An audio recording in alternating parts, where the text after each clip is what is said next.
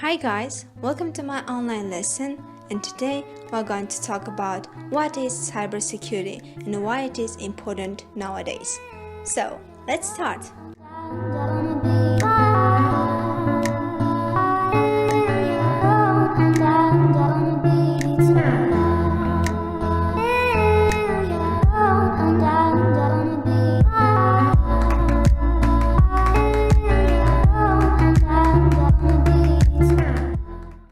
What is cybersecurity? Cybersecurity is the practice of protecting systems, networks, and programs from digital attacks. These cyber attacks are usually aimed at accessing, changing, or destroying sensitive information, extorting money from the users, or interrupting normal business processes. Implementing effective cybersecurity measures is particularly challenging today because there are more devices than people and attackers are becoming more innovative. Cybersecurity is protecting yourself and others from attacks that are carried out primarily with computers. Cybersecurity is also known as information technology security or electronic information security. The term applies in a variety of contexts from business to mobile computing and can be divided into a few common categories: network security, application, information, operational security, and user education or disaster recovery. Types of cyber threats. The first one, cybercrime, includes single actors or group targeting systems for financial gain or to cause disruption. Cyber attack often involves politically motivated information gathering. Cyber terrorism is intended to undermine electronic systems to cause panic or fear. Now we are going to watch a short scene from the film The Fifth Estate. Draw your attention to the new words. Now match the words with the correct translations.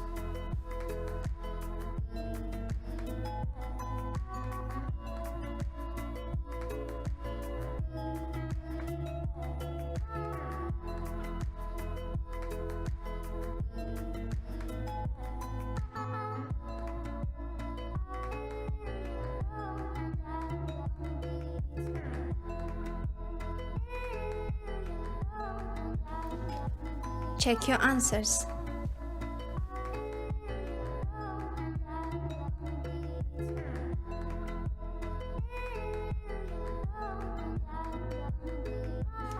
Draw your attention to the video.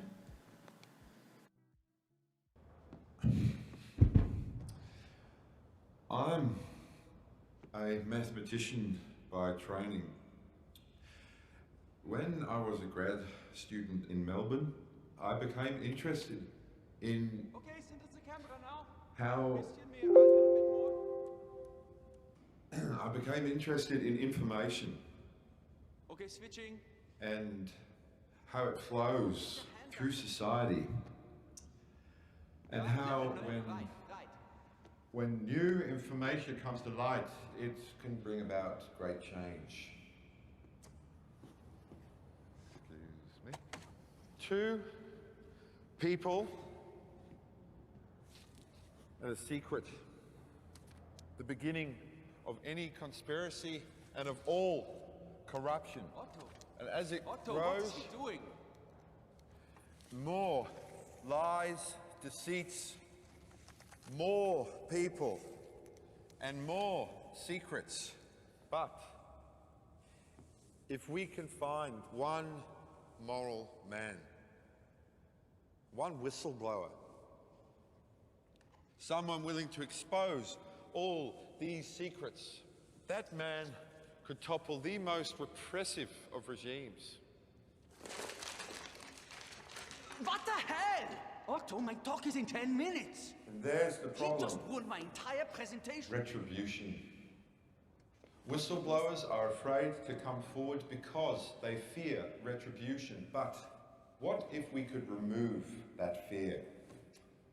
20 years ago, I bought my first modem and joined a legion, cypherpunks fighting for freedom, for privacy, for the right to remain concealed in clouds of code.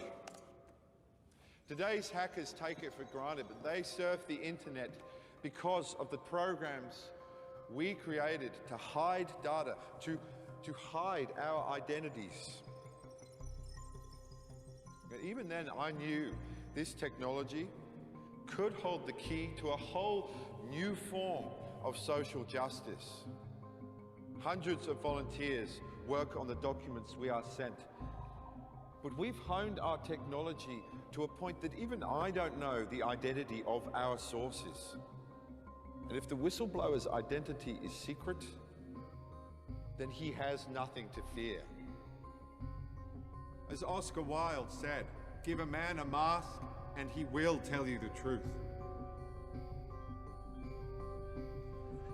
Sorry, it's going to be a few minutes. We had some technical difficulties. Good talk. Cyber safety tips. Protect yourself against cyber attacks. How can business and individual guard against cyber attacks? Here are top cyber safety tips. First one, update your software or operating system. This means you benefit from the latest security patches. Second one, use antivirus software. Security solution like Kaspersky Total Security will detect and removes threats. Keep your software updated for the best level of protection. Third one, use strong passwords. Ensure your passwords are not easily guessable. 4. Do not open email attachments from unknown senders. This could be infected with malware. 5. Do not click on links in email from unknown senders or unfamiliar websites. This is a common way that malware is spread. 6. Avoid using unsecure Wi-Fi networks in public places. Unsecure networks leave you vulnerable to man-in-the-middle attacks. As a conclusion, let's watch a video about the 5 laws of cybersecurity. I'd like you to consider for a moment that there are about 6,900 languages spoken on our planet daily. And these thousands of languages serve thousands of cultures, from the smallest community to the largest continent. Now, even with this vast diversity among our global population, we have some alternative languages and methods for communication that are understood by everybody. For example, the world has mathematics. If I have one apple and somebody gives me another apple, I have 2 apples.